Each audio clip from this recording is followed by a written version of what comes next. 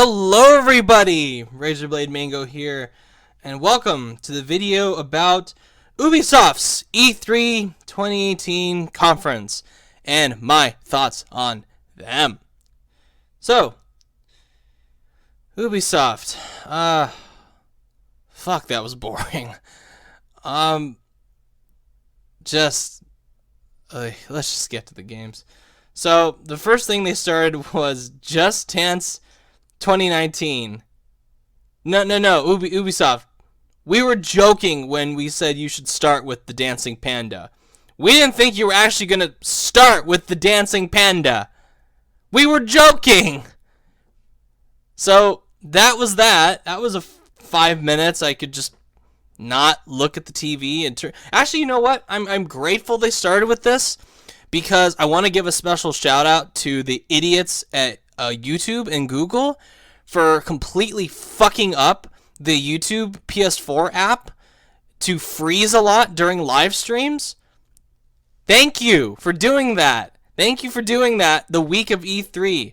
So this gave me more time to switch over to the Twitch stream of it. So that was nice. I didn't miss anything except a dancing panda, which I don't need to see. Then they moved on to Beyond Good and Evil 2, which so they showed off a CGI trailer for it, which was fine. It had, Jade, had all those, the pig guy, had whatever his name is, had the characters from last year's trailer, and yeah, it was whatever. They showed some pre-alpha gameplay, which looked fine. Then they brought out this weird segment where they were talking about how the Beyond Good and Evil community can contribute artwork and music and all other stuff to the game, and it was like, okay, just all right. Are we gonna get paid for the work that no?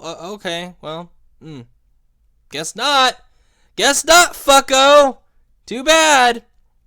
So that sucked. And, I don't know, it was just Joseph Gordon-Levitt standing up there. Like, hey guys, we've barely started on this fucking game, so can y'all hit up the website and make the game for us? Okay, thanks, bye. Also, it's still a prequel. I saw Jade in the trailer. I was like, oh, are they finally making this a sequel? No, it's a young Jade. It's a young, darker Jade. Ooh. And my interest in Beyond Good and Evil 2 could not be any lower. Just fuck. Right, and then they moved on to Rainbow Six Siege, which, to Ubisoft's credit, this is far and away the best multiplayer game that they have. But I don't know why this needed to be here. I don't know why we needed this long segment about esports. It went on for way too fucking long. Then they moved on to Trials Rising, which is the arcadey bike trick game that Trials Fusion, sequel to Trials Fusion. And I was happy. The first one is really good, so I'm inclined to try this out, as long as it doesn't pull any microtransactions bullshit. But given that it's Ubisoft, I wouldn't put it past them. And they moved on to The Division 2, which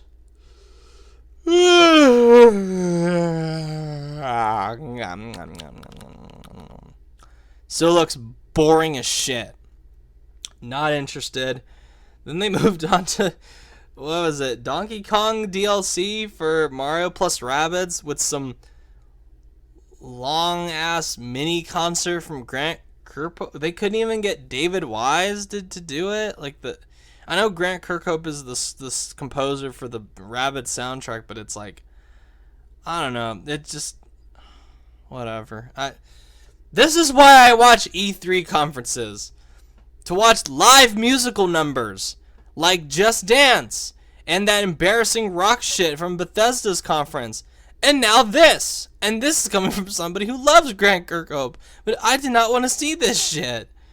Just, how much longer is this shit? This is all I can think during this. How much longer is this? And it's been like an hour. Like I can cover all this really easily in like 5 minutes. but it really was. If you guys watched it, it was long. Like, they dragged it out so long, to like an hour and a half. And like, again, Microsoft's was an hour and 45 minutes, and it felt like 1/4 the length of this because of how into it I was. This is why I stress the importance of pacing these conferences and making them, fast and quick and fun. And this was just the complete opposite of that at this conference. But I'm getting ahead of myself. I'm going on a tangent. Next game they moved on to was Skull and Bones. This one is particularly frustrating because I love the pirate stuff they did with Black Flag. I love Black Flag as a game. It's my favorite Assassin's Creed game. And I would normally be on board for something like this, like a multiplayer pirate game. I'd be a lot more interested. Hell, I was interested in Sea of Thieves for a long time before I found out what it really was. But Ubisoft has this really spotty, and that's being generous, really spotty history with online-only games. And to be quite frank, they are not to be trusted with online games.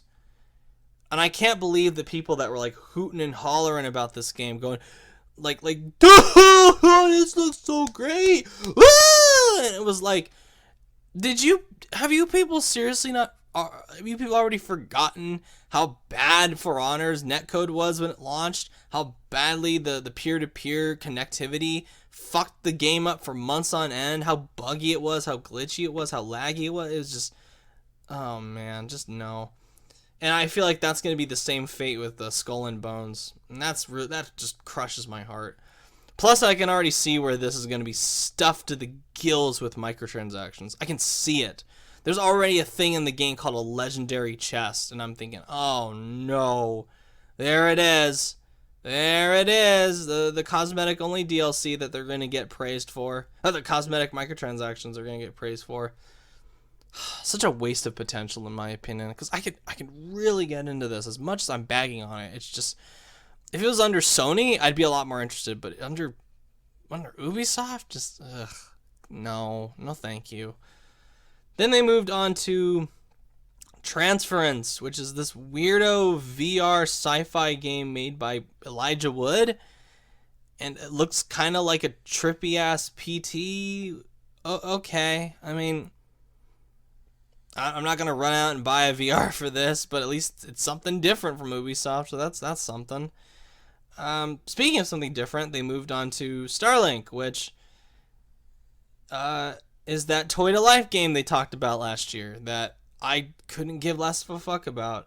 And even with Star Fox being the Nintendo Switch version, I couldn't give less of a fuck about it. However, it was nice to see Miyamoto in the crowd. No, that was a cute moment. That was cool. And then they moved on to For Honor, which, oh my god, how does this still have a community? How? I don't get it with these games. Do people just like grinding for hours on end for shit? I don't get it. They showed off new DLC. They showed off, what was it? The Chinese are gonna be in it. The ancient Chinese warriors are gonna be in it. I mean, that's cool and everything, but I'm just like, okay, it's For Honor. I don't give a fuck about For Honor. I don't care. Oh, man.